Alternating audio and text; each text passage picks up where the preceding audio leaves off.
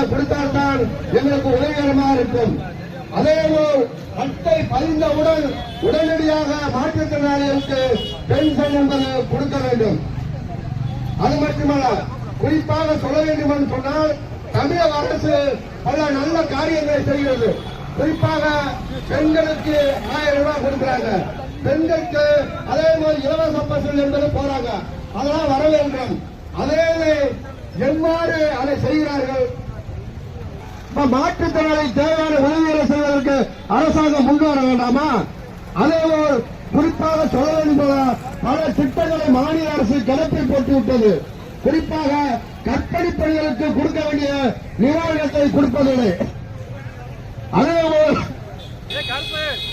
பல திட்டங்களை முடக்கிவிட்டு புதிய முதல்வர் திட்டம் என்று கொடுக்கிறார்கள். உடனடியாக எங்களுக்கு இந்த பென்ஷன் தொகையை அரசு உடனடியாக வழங்காவிட்டால் இவர்களை நாங்கள் உங்களிடமே ஒப்படைக்கிறோம், இவர்கள் நீங்களே பாதுகாத்துக் கொள்ள வேண்டும் என்று சொல்லி இந்த நேரத்தில் குறிப்பிட விரும்புகிறோம். அதேபோல் இலவச வீட்டுமனை பட்டா என்பது மதுரை மாவட்டத்தில் ஒரு 700 பேருக்கு மேல கொடுத்திருக்கோம். இதுல என்ன ஒரு வேடிக்கைன்னு சொன்னா, இந்த போராட்டம் அறிவித்தவுடன் நாங்கள் பல கட்ட போராட்டம் வருஷ கணக்கில் போராடித்து நேற்று உடனடியாக கலைக்கு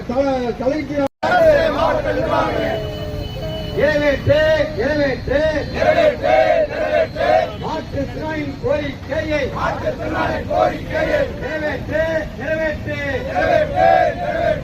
என்று சொல்லி போராட்டம் மாற்றுத்திறனாளி ஒப்படைக்கும் மாவட்ட நிர்வாகத்திடம் ஒப்படைக்கும் போராட்டம் மாற்றுத்திறனாளி ஒப்படைக்கும் மாவட்ட நிர்வாகத்திடம் ஒப்படைக்கும் போராட்டம் தமிழக அரசு மாவட்ட நிர்வாகம்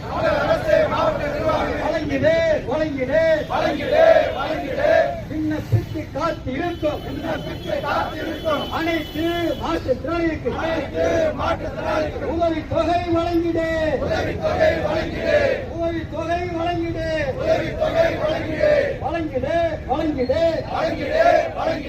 அனைத்து மாற்றுத்திறனாளிகளுக்கு இலவச வீட்டு மனை பட்டா வழங்கிடு என்று சொல்லி போராட்டம் மாற்றுத்திறனாளி ஒப்படைக்கும் மாவட்ட நிர்வாகம் ஒப்படைக்கும் போராட்டம் மாநில அளவில் போராட்டம் தமிழக அரசு மாவட்ட நிர்வாகம் வழங்கிடு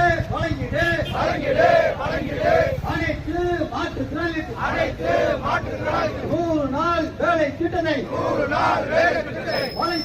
வழங்கிடு மாவட்ட நிர்வாகமே தமிழக அரசு நியமித்திடு மாவட்ட நிர்வாகத்திற்கு மாற்றுத்திறனாளி நல அலுவலர் நிரந்தரமாக நியமித்திடு என்று சொல்லி போராட்டம் மாற்றுத்திறனாளி ஒப்படைக்கும் மாநில அளவில் போராட்டம் வெல்லட்டும் மாற்றுத்திறனாளி கோரிக்கைக்கு மாற்றுத்திறனாளி ஒப்படைக்கும்